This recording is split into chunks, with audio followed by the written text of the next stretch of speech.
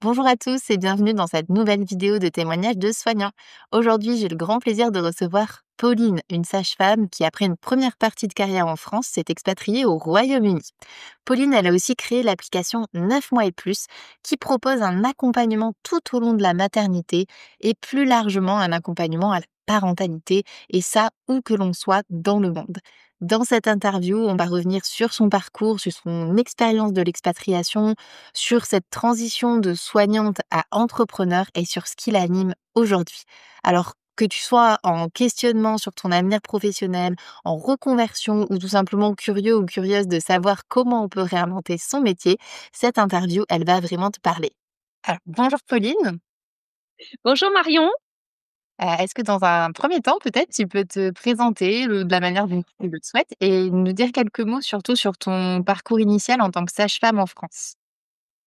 Eh ben, avec plaisir. Alors, moi, je suis, bon, à l'origine, donc sage-femme, diplômée, d'il y a quelques années maintenant. Ça va faire 18 ans que je suis sage-femme et je suis aussi maman de 3 enfants et je vis, donc, à Londres, au UK.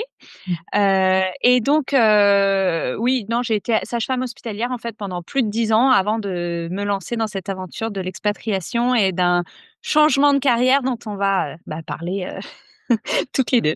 Ouais, OK et oui et justement ma question d'après c'est qu'est-ce qui a fait que tu as voulu, t'expatrier d'une part et pourquoi aussi Londres? Enfin, qu'est-ce qui a motivé ce départ pour Londres?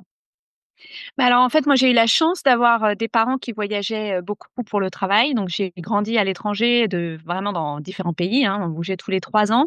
Donc c'est vrai que ça m'a donné peut-être un petit peu ce goût, pour, le voyage, pour, ce que je vois aussi comme, une aventure, à chaque fois et j'avais vraiment envie, enfin, on a eu vraiment envie avec mon mari d'offrir ça à nos enfants. Alors sans forcément bouger tous les 3 ans, mais en tout cas, de leur offrir, voilà, cette vision de l'étranger aussi, et puis Londres m'a paru un choix facile parce que bon déjà c'est pas très loin donc j'allais dire, géographiquement c'est pas une aventure extraordinaire mais en même temps, moi j'ai grandi 5 ans ici. Enfin dans tous les voyages finalement c'était celui qui avait été le plus long et le plus stable dans mon enfance.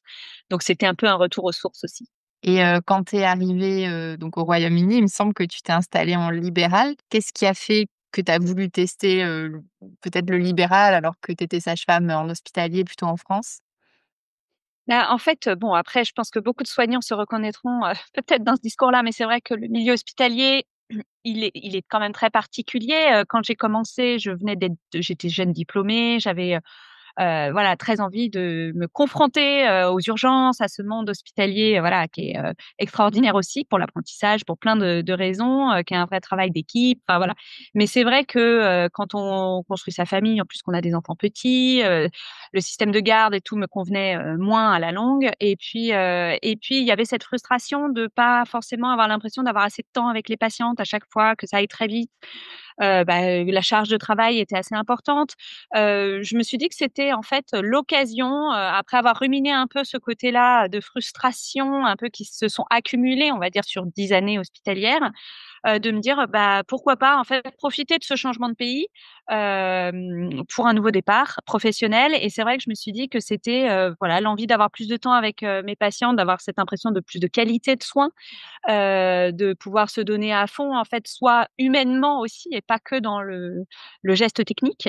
Donc il y avait cette alliance entre ça pour les patientes, le rythme de vie, bien sûr, d'arrêter les week-ends et les gardes. Enfin bon, voilà, beaucoup de soignants se reconnaîtront là-dedans et puis de pouvoir offrir, ce suivi plus global parce que c'est un accompagnement vraiment des tout débuts, j'allais dire, voilà, je toute la grossesse. Alors je vais plus en salle de naissance avec mes patientes, mais finalement on se retrouve très vite après, et pour une longue durée. Donc en fait, il y avait ce sentiment d'accompagnement global.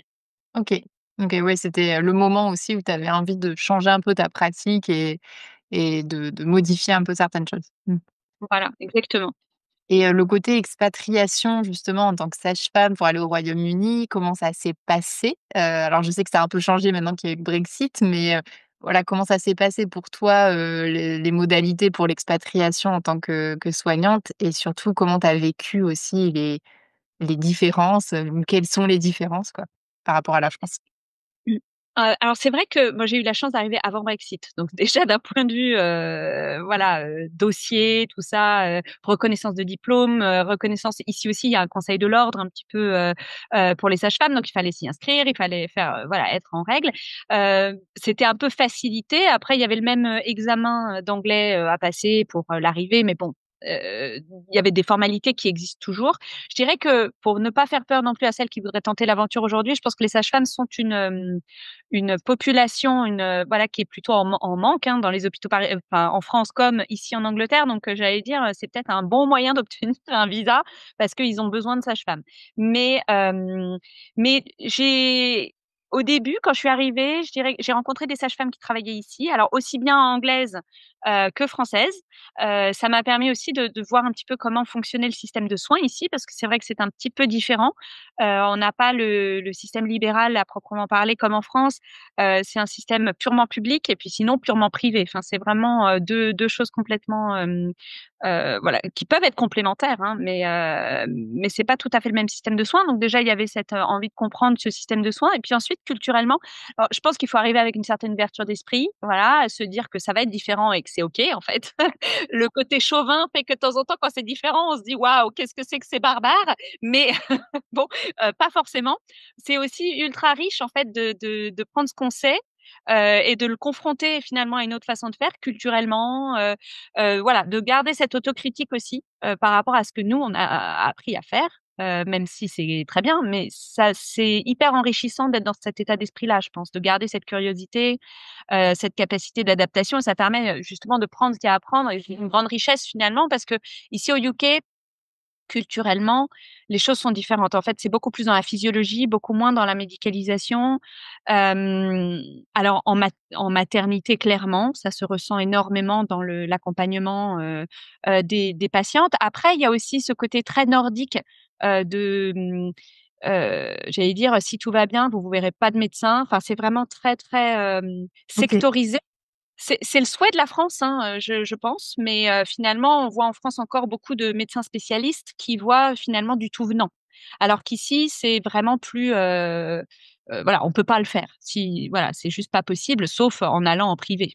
Voilà. Donc du coup, il y a aussi la place de la sage-femme est différente puisqu'elle s'occupe réellement de la physiologie. Elle est vraiment là, voilà. Il y a des salles nature, ce qu'on appelle maison de naissance en France et qui paraît encore un peu hippie presque dans le discours. Bah, ici, c'est très, très, très commun. Il y en a dans toutes les maternités, c'est absolument OK, donc c'est sympa aussi pour le coup pour une sage-femme, là je me place du point de vue de la sage-femme, mais c'est, le respect de cette physiologie et de finalement nos compétences de base aussi, ce qui est plutôt chouette. Ouais, finalement, est-ce que tu dirais aussi que peut-être, tu te sens un peu plus, valorisée dans ton rôle de sage-femme, au Royaume-Uni par rapport à ce que tu as pu vivre en France ou ce que tu entends en France aussi puisque maintenant tu y es plus mais, Alors, ce qui est sûr, c'est qu'en tant que sage-femme française au Royaume-Uni, oui, clairement, parce que, mmh. d'un coup, on n'est plus une sage-femme parmi d'autres, mais on est un petit peu plus donc oui, c'est sûr que c'est valorisant. Après, ce que je trouve super, c'est de prendre ce qu'on pense être le meilleur à prendre des 2 systèmes, en fait, et Ouais. puis d'expliquer aux gens aussi pourquoi dans certains pays on fait comme ci, dans d'autres comme ça. En fait, ça permet vraiment de voilà, ce petit recul-là. Hem, oui, le rôle de la sage-femme est important dans la physiologie. Ça permet aussi les sages-femmes en France, on est formés comme étant des petits médecins. Mmh. Je pense que et puis ça nous valorise en France. On en a besoin de cette reconnaissance-là. On se rend compte finalement que bon, peut-être que c'est l'expérience, le fait d'être maman, il y a plein de choses qui ont joué, hein, à ce moment-là de ma vie, mais finalement, j'avais moins besoin de ce côté urgence, voilà, et j'étais moins valorisée par ça, mais plus par l'accompagnement que je pouvais offrir. Donc finalement, le rôle d'accompagnante vraiment, me convenait beaucoup mieux. OK. OK. Et je crois qu'après tu as un peu, digitalisé, progressivement ton activité jusqu'à arriver à 9 mois et de plus. Est-ce que tu peux nous raconter un peu ce parcours, ce qui s'est passé, comment tu en es arrivée, à cette application? Oui, alors en fait, c'est un peu un concours de circonstances assez, incroyable parce que ce qui s'est passé très peu de temps après mon arrivée ici et donc mon installation en libéral pour le coup, Mmh. ici où j'ai voulu, commencer, comme ça, c'est que la crise du covid, est arrivée. Bon partout, hein, mais en Angleterre, ça a été assez médiatisé, ça a été quand même assez compliqué, dans la gestion, au quotidien et puis, les centres de soins privés ont dû fermer complètement. Donc tout était à l'hôpital public et celui-ci était un peu débordé comme on le sait. Donc en fait, moi je me suis retrouvée sans travail en fait du jour au lendemain puisque je travaillais en libéral, hem et mes patientes, se sont retrouvées, finalement avec bien moins de suivi puisque pour le coup, si c'est physiologique, si tout va bien, bah, on va pas à l'hôpital, dans une période de pandémie quoi. C'est vraiment pas la priorité, on va dire. Ouais. Donc en fait, un manque de suivi, assez important, une solitude, un isolement assez important. Donc entre en faisant ces 2 constats-là, de moi je clairement, j'adore mes enfants, mais c'est vrai que du jour au lendemain, se retrouver à la maison avec 3 enfants, plus d'école, bon, bah, tout le monde l'a connu, hein, c'était pas non plus donc je me suis dit: «OK, il faut que je trouve un moyen d'échapper à ça». Et en même temps, en étant très jalouse de mon mari qui lui pouvait continuer à faire des calls, très importants. Donc en fait, il y avait ce côté, il faut que je trouve une activité à moi, malgré, la situation et puis, faut que je trouve, du lien avec mes patientes, faut que j'arrive à créer un lien avec elles et entre elles. Parce qu'il y Mmh. avait aussi ce besoin un peu, voilà, de soutien entre femmes, entre futures mamans ou Mmh. jeunes mamans, voilà. Et en fait, l'idée m'est venue, moi j'étais pas du tout digitale au départ, hein, mais l'idée m'est venue de créer juste des groupes Zoom, où, en faisant du marketing, de la com vraiment, de base, hein, sur Instagram un peu, sur Facebook un peu, enfin voilà, mais en disant: «Voilà, pour celles qui le souhaitent, Mmh. on peut se connecter toutes ensemble, c'est gratuit, mais on parlera de sujets», le thème changeait toutes les semaines et puis ça permettait juste, voilà, de se retrouver, groupe Zoom, tout bête, gratuit et un coup on parlait d'allaitement, un coup on parlait d'accouchement, un coup on parlait de gestion des contractions, enfin ça les thèmes variaient et c'est vrai qu'à l'origine, j'avais lancé ça pour mes patientes, à Londres, et puis, à mon grand étonnement, ça a pris un petit peu, et puis des patientes se connectaient vu que enfin, finalement, on pouvait le faire de n'importe où. Donc, des patientes se sont connectées, des États-Unis, du Sénégal, de Thaïlande. Enfin, il y a eu un petit peu alors il y en avait pas non plus des tonnes, mais je suis passée de 1 groupe par semaine à 2 groupes par semaine pour pas qu'on soit trop nombreuses et garder vraiment cette possibilité d'échange aussi au sein du groupe. Bref, c'était très chouette. J'ai trouvé que c'était une aventure humaine vraiment très sympa. Et puis ça a fait ressortir ce besoin énorme de soutien et d'accompagnement, des femmes dans cette période de leur vie. Alors après, c'était exacerbé par l'isolement, lié au Ouais. Covid, hein, bien sûr, mais ces groupes ont perduré même après la réouverture du cabinet où je travaille et j'ai réussi à me maintenir pendant 1 an, 1 fois par semaine et en fait, les confinements se levaient un peu partout, mais pour autant, il y avait toujours de la demande, en fait. Ouais. Donc je me suis dit: «Ça va peut-être au-delà de cette Mmh. pandémie», ce besoin d'accompagnement, de réassurance, voilà, et c'est comme ça que l'idée de 9 mois et plus a émergé tout doucement, finalement, puisque je dirais à l'automne 2021, donc quand même un petit peu post, pandémie, Oui. Ouais. on était encore dedans, mais c'était heu, la situation avait déjà changé, mais en fait, à ce moment-là, l'idée, voilà, de l'app nous est venue avec mon mari puisque c'est une aventure, de couple un petit peu cette app. Mais voilà, dans notre canapé, à force de lui dire que les groupes Zoom, c'était génial et que, les femmes avaient besoin de cette proximité-là avec une sage-femme et autres, il m'a dit: «Mais il y a peut-être quelque chose à faire». Et bon, j'ai la chance d'avoir épousé, une personne qui lui bosse dans le digital et l'innovation digitale, donc forcément, à nous 2, on a réussi à concevoir un petit peu, 9 mois et plus.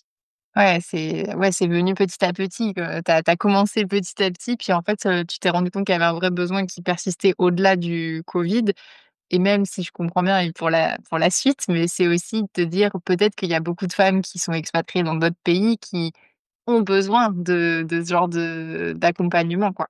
Mais complètement et je dirais d'autres femmes expatriées clairement, c'était vraiment la cible au départ, hein, les femmes Ouais. à l'étranger. Mais on se rend compte aujourd'hui que, bah, même en France, en fait, Mmh. cette proximité-là, on l'a pas forcément parce que par manque de soignants, par manque de disponibilité des soignants, parce qu'il y a des déserts médicaux, enfin pour des tas de raisons finalement, on a souvent, le réflexe internet et Mmh. et on aurait peut-être besoin que ce soit un professionnel et ce gage un peu de sécurité aussi des conseils qu'on reçoit. Mmh Voilà. mh. OK. Et du coup, puis on a commencé à en parler un peu, mais est-ce que tu peux nous dire vraiment en quoi ça consiste 9 points et plus aujourd'hui? Qu'est-ce que c'est? Alors, 9 mois et plus, donc c'est une app, qui, propose 4 services en fait. Donc, pour résumer un petit peu et rendre ça plus lisible, le premier service, le cœur de l'app, c'est un chat 24 heures sur 24, 7 jours sur 7, où que l'on soit. Donc il suffit d'avoir une connexion internet pour pouvoir chatter avec une sage-femme, diplômée en France. Donc c'est vraiment la promesse, on va dire, de l'app, hein. C'est que, bah, je suis à Hong Kong à 3 heures du matin avec un bébé qui pleure ou une inquiétude ou Mmh. je suis enceinte, pas enceinte, enfin voilà, c'est vraiment pour grossesse et aussi après. Donc pendant toute cette période de la vie, quelle que soit l'heure, tant que j'ai une connexion internet, je peux poser ma question à une sage-femme et elle me répond, très rapidement, hein, puisqu'on est dans des réponses en moyenne dans les 5 minutes. Donc ça permet vraiment, bah, de pas s'inquiéter. De temps en temps, enfin moi je l'ai vécu en tant que maman et même si j'étais sage-femme, hein, on Mmh. a, cette question qui nous taraude, on n'a pas envie d'attendre notre prochain rendez-vous avec notre médecin forcément. Hem, voilà et on a besoin ou même on sort de chez le médecin et c'est là que toutes les questions nous arrivent. Mais bon, ça, c'est un peu plus dommage, on va dire. Mais c'est vrai que, bah, c'est pas mal de pouvoir avoir des réponses rapides. Ça évite, un certain niveau de stress. Mmh mh. Ça peut éviter aussi des rendez-vous, pour rien aussi. Voilà. Donc voilà, ça, c'est le premier er service, on va dire, de l'app. C'est vraiment le cœur de l'app. Ensuite, on a, pour tout besoin parce que souvent, on a besoin d'approfondir un sujet et c'est pas dans un simple chat qu'on peut aller vraiment au fond des choses. Bah, là, on a la possibilité de prendre des rendez-vous en téléconsultation avec des professionnels de santé, sur l'app directement, et là, on a accès à tout un tas de professionnels, hein, des psychologues, sophrologues, hypnothérapeutes, consultantes en sommeil, consultantes en lactation, nutritionnistes, enfin, sage-femme bien sûr, mais ça permet aussi d'avoir, bah, aussi tous les professionnels qui gravitent un peu autour de cette période de la vie et dont on peut avoir besoin, que ce soit avant, ou Ouais. après l'accouchement. Donc ça, c'est le deuxième e service. Ensuite, on a des ateliers, parce que j'ai gardé l'idée Mmh. du Zoom de départ là, mais parce que j'aime bien les petits ateliers, et donc on a des ateliers hebdomadaires à peu près, sur des sujets différents, voilà et ça permet de se retrouver en petits groupes. Ça donne un côté très, très humain aussi parce que ça a beau être du digital, bah, c'est humain. D'ailleurs, on le dit, mais c'est pas un chatbot qui répond sur l'app, hein, c'est vraiment des C'est professionnels vous, de ouais. santé Mmh mh. et pour moi, c'était vraiment important aussi, hein, parce Ouais. qu'il y a ce côté, vraiment humain. Et donc ça, c'est le 3e chose, c'est les ateliers et puis, évidemment, sur l'app, on a un blog avec des articles, des vidéos, des podcasts, enfin voilà, tout du contenu. OK. Voilà et en fait, l'app, c'est assez facile, elle est de téléchargement gratuit, donc enfin voilà, elle se trouve sur les stores et puis ensuite, on peut naviguer dessus, avoir accès au contenu. Le premier chat est gratuit et après on propose des abonnements, en fait, pour avoir ce chat illimité et puis les ateliers, OK. Et pour la partie consultation, c'est ouais, c'est hors les abonnement. ouais, c'est hors abonnement et c'est les professionnels avec qui on fait appel qui fixent leurs tarifs, c'est ça? Tout à fait. Voilà, c'est une plateforme de mise en relation plus Ouais. qu'autre chose, voilà. C'est ouais. Et comment toi tu as vécu peut-être, ton passage aussi de ce statut de sage-femme soignante, dans le care et cetera, à: «Je reste ça, mais je suis aussi entrepreneur». Comment tu as vécu cette transition? Bah, en effet, je pense que c'est beaucoup plus facile déjà le fait de garder la casquette, Mmh. soignante parce que, enfin moi j'en ai besoin, ça me nourrit au quotidien. Je pense que c'est aussi ça qui donne le cœur, de l'application parce que finalement, c'est une app, conçue par une soignante et ça je pense que c'est assez, unique mine de rien dans le monde des apps. Pour moi ça donne vraiment une notion d'humanité. Pour moi, je le vois plus comme une clinique digitale, voilà, mais il y a cette notion, là je parle aux soignants, mais par exemple, on peut se faire des transmissions entre nous, c'est conçu dans le chat, on se met des notes, on se met des transmissions. Donc en fait, ça donne un côté quand même très équipe, derrière l'app.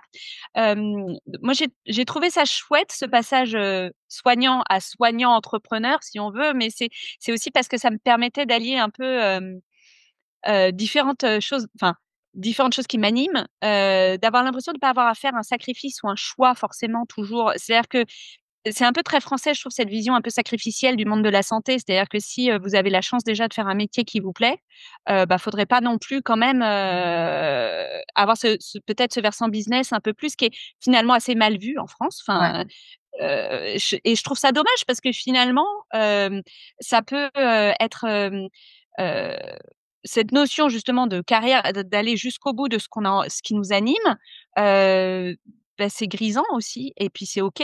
Enfin, je veux dire, c'est pas un tabou et c'est pas mal, quoi. Dans la vision française, de temps en temps, il y a ce côté un petit peu négatif de ça, alors que je trouve que finalement, bah moi, ça m'anime. J'ai besoin aussi de m'accomplir de ce point de vue-là. Voilà. Et je pense Mmh. que ça me permet vraiment d'allier les deux, tout en restant tout à fait soignante et humaine. Et voilà, en fait, c'est pas deux choses qui s'opposent, à mon Ouais, sens. Et c'est très agréable d'avoir le sentiment d'exploiter aussi bah, tout ce qu'on est capable de faire en tant que personne. Voilà. ouais. Et c'est très enrichissant, en fait. On a vraiment l'impression et ça en ôte beaucoup de frustration qu'on peut avoir, mine de rien. Je trouve qu'on retrouve souvent dans le discours des soignants aussi, de temps en temps. Les professionnels qui interviennent, les autres professionnels qui interviennent sur, enfin, chez 9 mois et plus, du coup, est-ce que tu peux nous dire un peu comment ça se passe? Comment ils sont recrutés? Où est-ce qu'ils sont? Qui peut intervenir, tu vois, chez 9 mois et plus? Alors, j'allais dire la seule, enfin, il y a quelques petites, il faut, travailler dans le domaine de la maternité parce Bien sûr. qu'évidemment, c'est quand même, un prérequis. J'ai Être diplômé en France, c'est aussi le gage de voilà. Mais c'est vrai que, par exemple, nos sages-femmes sur l'app, elles sont partout dans le monde. C'est ce qui nous permet d'ailleurs d'avoir un chat qui fonctionne 24/24 sans garde de nuit. Mais ça, c'est vrai que c'est ultra important. On a tous envie aussi d'avoir un rythme de vie correct et finalement, c'est jouable en digital, donc c'est sympa. En plus, culturellement, bah, on a toutes nos richesses à apporter en fonction des pays qu'on découvre aussi. Donc c'est super. Donc je dirais, n'importe qui a le droit d'exercer, qui parle français, et qui a un diplôme français, voilà, pourrait exercer. Voilà. Donc, alors sur le chat, c'est que des sages-femmes pour le moment, mais ça pourrait être amené à Ouais, changer un petit peu en fonction de de la demande, du volume.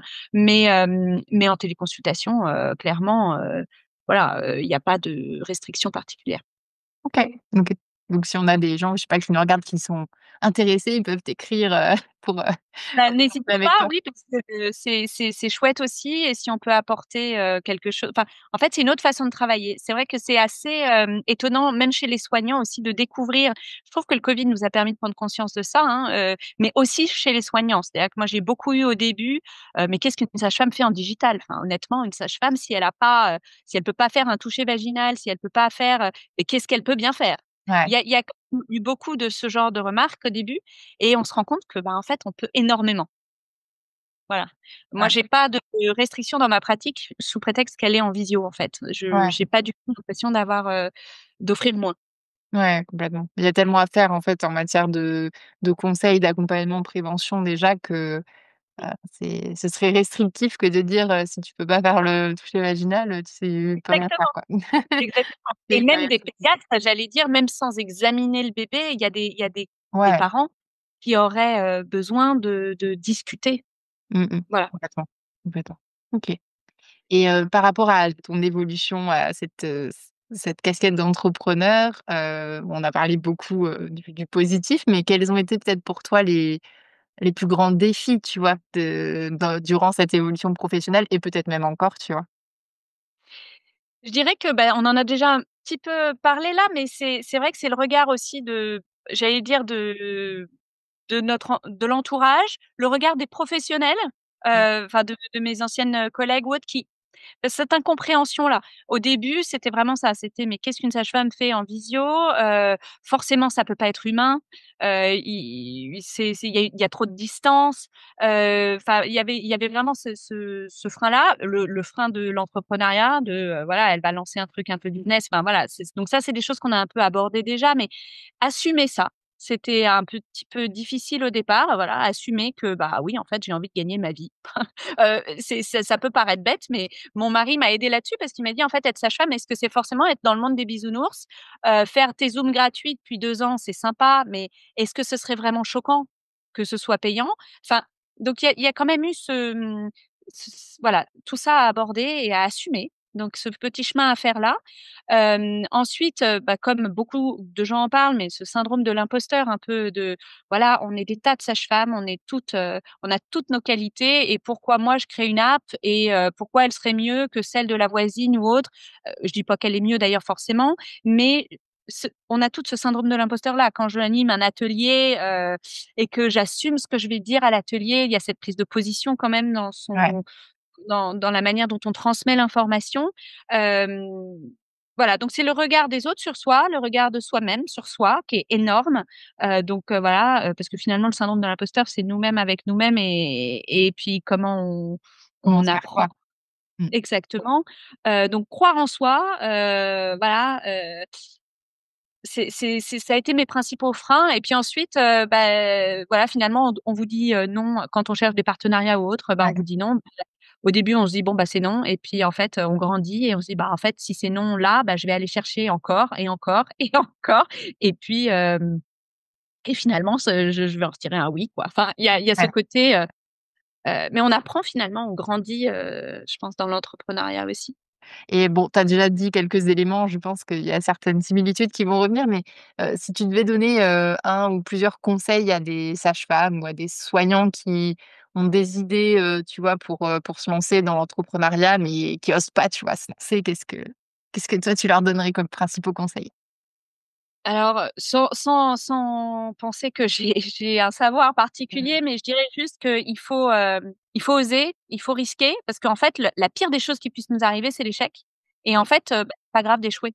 Je pense qu'il faut aussi s'enlever ce poids-là, de l'échec parce que finalement, bah, qui ne tente rien n'a rien, ça on le sait, c'est une expression bien française, mais heu, au pire, on échoue, on sera fier d'avoir tenté. On sait pas jusqu'où on va aller, mais on va quand même apprendre énormément sur soi et je pense que, on aura ce sentiment d'avoir, ouais, d'avoir été au bout de notre rêve quand même, d'une certaine manière et puis c'est pas grave si ça marche pas, en fait. On apprend Ouais. quand même en chemin et il y a quand même quelque chose qui marche, en fait, parce que ça nous change. Mmh. OK. Voilà, je pense que ce serait un petit peu ça, parce que Mmh. OK. Bah, merci beaucoup, en tout cas pour ces conseils et même pour le partage sur ton parcours. Est-ce qu'il y a quelque chose que tu aimerais ajouter avant qu'on se quitte? Bah, non, moi je suis ravie, d'avoir pu partager ça. Surtout n'hésitez pas, à me contacter si jamais, vous aviez, envie de discuter et puis, non, bah, merci beaucoup de partager ces témoignages de soignants parce que je pense que enfin, j'ai été à une époque, celle qui cherchait aussi un moyen d'aller au bout de ce qu'elle avait envie de faire et je pense qu'il faut pas avoir peur, en fait. Mmh. C'est aussi un peu comme s'expatrier, je dirais parfois, c'est juste tenter l'aventure. Ouais, Voilà, il y a complètement. Merci beaucoup, Pauline. merci Marion. Merci beaucoup d'avoir regardé cette vidéo jusqu'au bout. J'espère qu'elle t'a plu, j'espère que tu as appris des choses. Pense à t'abonner à la chaîne pour être notifié à la sortie des prochaines vidéos et à liker cette vidéo si le contenu t'a parlé. Tu peux aussi nous partager ton ressenti en commentaire. Et je te dis à très vite dans la prochaine vidéo.